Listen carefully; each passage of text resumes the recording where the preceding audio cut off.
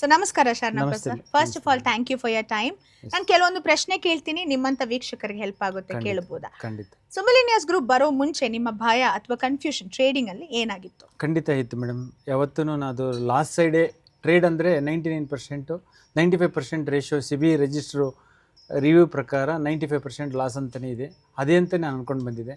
But ನನಗೆ ಈಗ ಅನಿಸಿದೆ 99% MGಗೆ ಬಂದಾದಮೇಲೆ ಅದು ಪಾಸಿಟಿವ್ ಅಂತ ನನಗೆ ಫೀಲ್ ಆಗುತ್ತೆ. Lovely, great. ಸೊ ನೀವೊಂದು ಆಕ್ಟಿವ್ ಟ್ರೇಡರ್ ಆಗಿದ್ದೀರಾ, ಇದ್ರ ಮುಂಚೆ ಟ್ರೇಡ್ ಮಾಡಿದ್ದೀರಾ? ಮಾಡಿದ್ದೀನಿ ಮೇಡಮ್. ಸೊ ಅಲ್ಲಿ ನಿಮ್ಗೆ ಅರ್ಥ ಆಗೋ ವಿಷಯ ಇಲ್ಲಿ ಸುಲಭವಾಗಿ ನಾನು ತಿಳ್ಕೊಂಡಿದ್ದೀನಿ ಅಂತ ಯಾವ್ದಾದ್ರು ಇದೆಯಾ? ಖಂಡಿತ ಇದೆ ಮೇಡಮ್, ಖಂಡಿತ ಇದೆ. ಯಾವ್ದಾದ್ರು? ಯಾವುದು ಅಂತಂದರೆ ಇದರಲ್ಲಿ ಆಪ್ಷನ್ ಟ್ರೇಡಿಂಗು, ಇಂಟ್ರಿಡೇ, ಸ್ಟಾಕ್, ಇಕ್ವಿಟೀಸು, ಇದು ಯಾವುದು ನನಗೆ ಗೊತ್ತಿರಲಿಲ್ಲ. ಇಂಟ್ರಿಡೇ ಮಾತ್ರ ಗೊತ್ತಿತ್ತು. ಬಟ್ ಇಂಟ್ರಿಡೇದಲ್ಲಿ ಯಾವಾಗಲೂ ಸೋಲನ್ನೇ ನೋಡ್ತಾ ಇದ್ದೆ.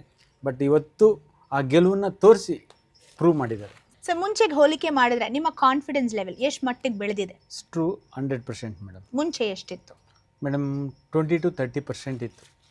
ಮೋಹನ್ ಸರ್ ಮಾತಾಡಿದ ಮೇಲೆ, ಅವ್ರು ಮೀಟ್ ಮಾಡಿದ ಮೇಲೆ, ಅವ್ರ ಸ್ಟ್ಯಾಂಡಿಂಗ್ ಅವೇಶನ್ ಏನಿದೆಯಲ್ಲ ಅದು ತುಂಬ ಎಕ್ಸಲೆಂಟ್ ಆಗಿದೆ.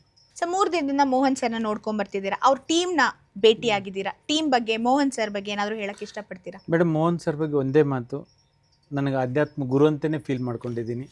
ಬರೀ ನಾನು ಟ್ರೇಡ್ ಗುರು ಅಲ್ಲ, ಆಧ್ಯಾತ್ಮ ಗುರು ಥರನೇ ನಾನು ಫೀಲ್ ಮಾಡ್ಕೊಂಡಿದ್ದೀನಿ. ಗ್ರೂಪ್ ಅಂತ ಹುಡುಗರು ಅಂತ ಬಂದಾಗ ತುಂಬ ಎಕ್ಸಲೆಂಟ್ ಸರ್ವಿಸ್ ಮಾಡಿದ್ದಾರೆ, ಭಾಳ ಖುಷಿ ಆಗುತ್ತೆ.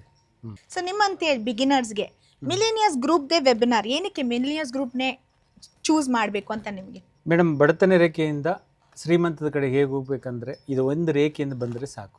ಖಂಡಿತವಾಗ್ಲೂ MG ಆ ದಾರಿನ ತೋರಿಸುತ್ತೆ.